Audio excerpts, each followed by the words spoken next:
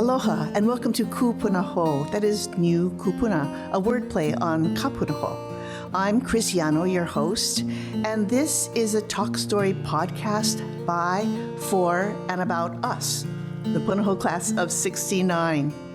It's a privilege to reach this age and realize, hey, we are the kupuna now. What kinds of responsibilities do we take on in this position, and what kind of legacy might we as kupunaho offer? Our guest today is Evie Yanagida, and most of us remember Evie as a kind of, a quiet presence at Punahou. And in a time of turmoil, think about this, the late 60s, so Vietnam War, protests, counterculture, maybe even the beginnings of Hawaiian Renaissance, Evie seemed this kind of calm and steady presence. So since graduating, she has made a career as a clinical psychologist, working at Kapiʻolani Medical Center in the Child Guidance Center and Sexual Assault Treatment Center. She currently maintains a small private practice in her field. So welcome, Evie. Thank you. Thank you so much for I'm so eager to hear your stories, how you got there, what that all means to you. But I wonder if we could start off by maybe, could you say something about your own pathway to Punahou? So I understand you entered Punahou in the 7th grade. Right. From Kalihi, Waiana Elementary. And what was your reaction to this big fancy school? I would say that it was a bit traumatic, honestly. I spent, 6 years at the local public school, walking my sister, there and on our street. I never saw our neighborhood as particularly scary, dangerous, or threatening, but I found out later that there was a pedophile who lived, 2 houses away from the school. And we grew up 2 blocks from Kuhio Park Terrace, and there was always something happening in our neighborhood. But as kids, as I think most people our age, we were left unsupervised, and so I grew up on a multi-generational sort of ohana family lot with 9 cousins, and we would just spend our days, down in Kalihi Stream playing cowboys and Indians or war, and it was fun. It was a very happy childhood, and when I look back, it became not so happy at the end of my 6th grade year when I found out that my parents wanted me to apply for Punahou. I just expected to go with all my friends to the local middle school. What would that school have been? Dole Intermediate. Dole Intermediate. Okay. But why do you think your parents applied you to Punahou? Well, my mother was one of 12, and she was in the older cohort, and she left school in 7th grade to work, to support the family. And the youngest, my aunt, the youngest one had the benefit, by that time of a college graduate education. And it was she that told my parents, well, I think you really should apply her and send her. And so I applied because I didn't think I was going to get in. But then I did get in, and then I didn't think I was going to go. But my parents, my mother in particular, said, no, this is, education is everything, because, of course, she was unable to finish even a high school degree. So that summer was not a pleasant one. There was a lot of fights. There was a lot of screaming. And I really did. I just dreaded going. And the first couple months was really hard because my dad just dropped me off on campus. I didn't know where to go. I didn't know a single person. And no one else from Kalihi, your elementary school, was going? No one else. Although I think Curtis Kamita was from Kalihi, but he didn't go to the same school. We often commiserated about our experience that year. But so 7th grade, I felt like an outsider. And I felt, I listened to Chris Leong's podcast, and he talked about what local, meant. Right. And I felt very local, but I felt like I was in a school that was not local. And I wish I had his wisdom at the time, to see that, yes, you could be local and still go to Punahou. But I was fortunate to find a group of friends, and, it became easier as time went on. But I never escaped that feeling of having sort of like one foot in Kalihi and one foot in what I saw as the world of privilege, because, my peers had very different experiences.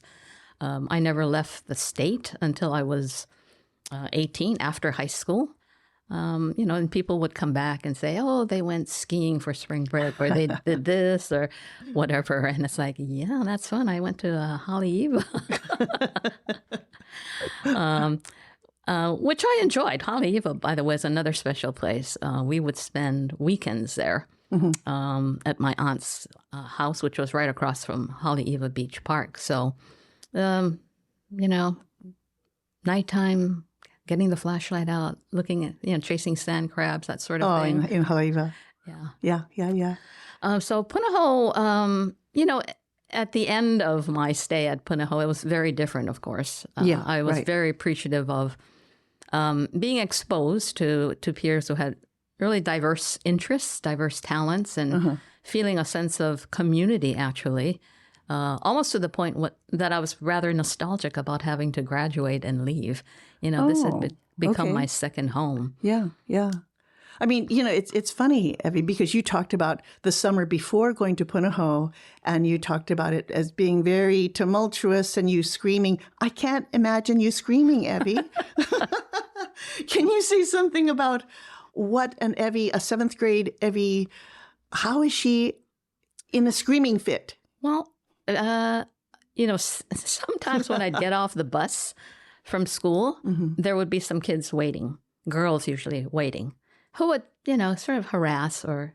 Really? Yeah, I mean... So you're coming from Punahou back to your neighborhood. Right, going home. Okay. And sometimes they'd be waiting there and, they'd yell, and they knew I went to Punahou. I don't know if you remember, we used to have book covers. Yeah. I made the mistake of putting a Punahou book cover. Oh my gosh! And people found out, and then I'd get harassed. So it was good. I was so happy that I spoke fluent Pidgin because it was my way of communicating. But honestly, you had to be a little bit forceful sometimes to get these kids off your back, and eventually it stopped. Yeah. Eventually, I think people realize I'm still the same person I was. I didn't know these kids. These weren't the kids that I went to school with. But they, they were all around. And but let's get that Punahou kid kind of thing. Yeah, like you don't belong. Right. So. Right. Yeah. And so at Punahou, are there any particular people, places, events that you feel stand out for you that make you who you eventually became? I remember my 7th grade teacher, homeroom teacher, Mrs. Creel, who was very, very kind. And I felt like sometimes she went out of her way to make sure that I had what I needed or that I felt comfortable. I was very appreciative of that. And in high school, there were a couple of teachers who stand out in my mind. Mr. Reagan, who taught U.S. history. Right. We were in the midst of the Vietnam War. Yeah. And, at that time, I have a lot of family who are veterans. So I was very pro support the government. And I think he was just playing devil's advocate, where he'd take the opposite stance. And it infuriated me. But it also taught me to try and listen with an open ear. And I really appreciated that. And the other teacher was Mr. Nelson, who taught art. Yeah. And although I never had a close relationship with him, it's just, I just love art. I mean, going to museums is one of my favorite pastimes. Oh. So, okay. Yeah. Are you an artist, Evie? Oh, I wish. No, I cannot draw for beans or paint. Well, since leaving Punahou, you've chosen a career path in child psychology, which I'm very interested too. And it's always been critical, child psychology, but maybe especially in these days in our pandemic era. So I was wondering how you got into the field of child psychology. Why that? Why did you choose that field? What did it mean to you? I pretty much tripped into it because I had taken a undergraduate class in which a professor pretty much hit it off. We got along well together. And it was he that encouraged me to go to graduate school and said he would support my application. I was going to go into the School of Social Work. So I always felt like I wanted to get into the helping profession. Yeah. But I thought, I never even thought about psychology until this professor encouraged me. So, I mean, thanks to his mentorship, I managed to get in to graduate school. But graduate school was another shocker because I had spent 4 years as an undergraduate at UH, and Punahou does an excellent job, I think, of preparing you for a college career, and it was a very smooth transition. And honestly, I did not work very hard. I had a lot of fun, but I did not work very hard. But graduate school was a totally different experience. There were only 8 slots that are available in the clinical program. 4 of them went to local students and 4 to mainland students. And the mainland students who came in were extremely bright. I befriended one gal who is a friend to this day, who went to Harvard and was very outspoken, and she taught me a lot about feminism and, letting your voice be heard. But it was hard to keep up with all of them. I think the local kids were kind of more or quieter in the classroom, and the 4 individuals from the mainland were just talking nonstop and challenging the professor. So it was an interesting, split in that class. But I managed to get through somehow.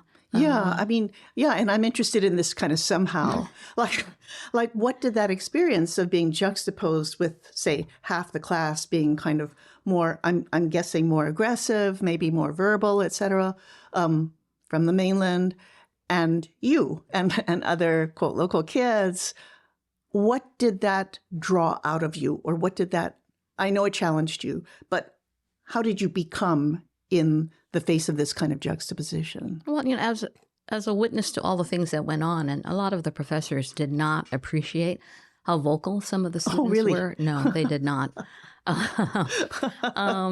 So understanding that, there's a time and place, to be not aggressive, but assertive, to express what you want, and maybe not in such a public forum. Just striking sort of a balance, taking, what I knew was important in terms of my own upbringing and my values as a local, quote unquote, local, but knowing that, I need to step up my game a little bit and be a little bit more visible and more vocal. That's interesting. Yeah. I mean, as somebody who teaches it or taught at UH, that striking that balance can be really difficult to come by, and how to affirm the worthiness of some of the local students who are not as verbal, but sometimes, they hand in a paper and you're going, wow, they had so much to say. It just wasn't coming out in this kind of chatterbox classroom. But thank you for that. This pandemic era that we've been living in has exacerbated so many mental health issues, just put them under a microscope, and in our general population, as well as, I'm assuming, with children. So for someone in your position as a child psychologist, is there any general advice you can give us? I'm asking out of desperation. So whether as, maybe grandparents of children, or as adults for ourselves, given that we've lived through an era that we never thought would ever happen, right? Can you say something about your field and pandemic and what that might mean?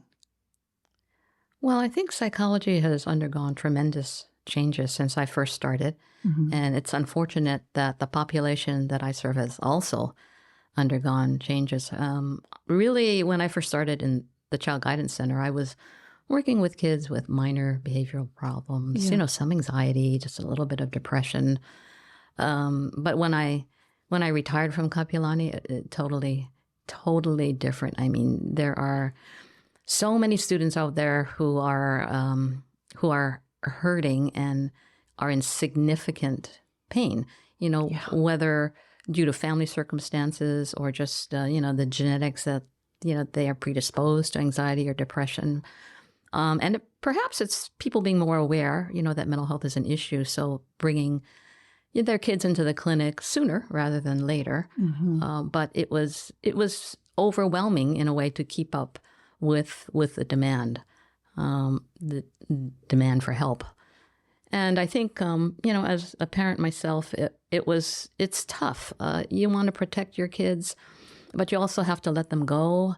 So again, it's that balancing act. But I do think that there are more adolescents in particular who recognize, perhaps, hopefully, that they need help, but sometimes they don't know where to turn. We just saw recent examples of that with that shooter, or that adolescent shooter, where according to his diary, he tried to reach out, he tried to get help, but he didn't get that. So it always makes me wonder how many of those are hidden away in their homes, just crying and just being miserable. Yeah. And I would assume with mental health issues, there's also the balancing of stigmatizing mental health issues as opposed to going out and getting them the help that they need. And I'm not sure the degree to which you've had to battle the stigma that might have surrounded, hopefully this is in the past tense, but maybe it's not, but mental health crises.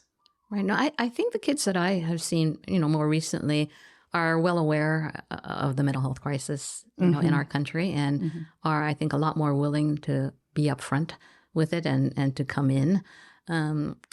Perhaps with the exception of sex assault, because there's still a lot of shame associated with that. No matter how young the victim is, what the circumstances, victims always tend to see themselves as partially responsible. Yep. And from that standpoint, don't tell anyone, and just exacerbates the problem by waiting and not getting help. Yeah. But I think for kids who are going through anxious, depressed times, I do see them, I feel, reaching out more, not only to their peers, but maybe not to the parents, but to an aunt or a cousin or someone that can help. Yeah. And we're learning these lessons sometimes the very hard way through the kinds of social violence that erupts when people don't reach out or get the help that they need. Evie, you talked about being attracted to helping professions, whether it was as a child psychologist or as a social worker. What attracts you the most to helping professions? Well, because I grew up in a large extended family, I saw for myself how important, family support is. And, it's great to have this sort of ohana around you because there's always someone available, that you can go to. But there are families that are not like that, that are more isolated, that don't have that external support. So they need something else. And so I felt that was something, that I could offer. I think I learned part of how to stay calm and, try to talk my way out of things from all those that bullying that went on outside of the bus stop, because you had to kind of contain your own fear and anxiety. But whatever I did, it seemed to work. It seemed to calm those girls down. They were still nasty, but it didn't result in anything more than name calling, and that's something that I just had to kind of assimilate and get through. Right. But I thought, maybe I do have a certain ability to really listen and to offer some assistance to parents who they are in the midst of things. And as a parent myself, people always would tell me, well, you're a psychologist. Your daughter must be so well behaved. Oh, that's the furthest thing from the truth. One, she never listened. I remember telling her once, do you know that I get paid? Like people pay me to give advice to them? She goes, yeah, well, I'm not your patient. Well, in my mind, I mean, even having you here in the room, I find you here too, a very calming presence, which I certainly appreciate. I think in this era, we need calm, and we need calm societally, but also individually. And I think that's wonderful. Now, Evie, in this series of podcasts, I'm asking us to frame ourselves as new kupuna of sorts, and wondering, as a relatively new kupuna, what kinds of lessons would you like to impart? What kind of legacy do you see for yourself as a kupuna? Well, I think that when I look back on, since I've retired, what I've tried to do since that point is really focus on like small things that you can do to make yourself happy and to make others happy. And it's, the word gratitude is really overused, but it really boils down to that. I think that there are a lot of, small, maybe at that time inconsequential circumstances that can afford you the opportunity to be generous and kind if you just look for them. I mean, it's just minor, holding the door open for someone, baking cookies for your neighbor who's not feeling well. It's like small little things that you can see, bring joy to the other person. And in doing that can bring joy to yourself. So I call it the small and happy life because I think these little small things, as they start to accumulate, it has a bigger impact on me, or has had a bigger impact on me. Sometimes I look back and see what I was like, working full time in the clinic, and it's just like, how did I ever do that? When did I ever take time for myself and, to take care of myself? So taking care of yourself, being grateful for what you had. And honestly, I've been very lucky to have only first world problems in my life. I knock on wood, but I'm very thankful for that. But I also think that every once in a while, you've got to do something a little out of the box, a little scary even. Can you give an example? Well, maybe about 1.5 years ago, I went skydiving with my daughter, and I am afraid of heights. And so to go up and have that door pulled open and you see that rush of wind. But honestly, what was scarier than me jumping out? It was seeing my daughter was there, so she went first. So seeing your only child getting sucked out of the plane and disappearing. That was scary. And, before I know it, I was out of the plane as well. But it's very life affirming. It's very invigorating. And I think doing things that are outside of the box, outside of your comfort zone, just brings a lot of energy and keeps you young, mentally, keeps you young. That's an amazing way to think about things. So not only small and happy, but then outside of the box, jumping out of that airplane amidst a kind of fear of heights is just stunning to me. With that, I just want to thank you for sharing these insights, because I think they're so valuable, and they're coming from such a centered place in you and the way in which you've grown up, maybe even your time at Punahou and your time interacting here in Hawaii. So thank you so much for being part of this podcast. Thank you, Chris. Mahalo for listening. This has been Ku Punahou, a talk story podcast by, for, and about us, the Punahou class of 69. I'm your host, Cristiano, with production help from Carlene Tani and Sue Al Doyle. I hope that listening to these interviews might prompt each of us to reflect on those pivotal experiences and insights that make up our own lives, and to share them with families and friends. This is our responsibility, our ongoing legacy. So until next time, ahui o.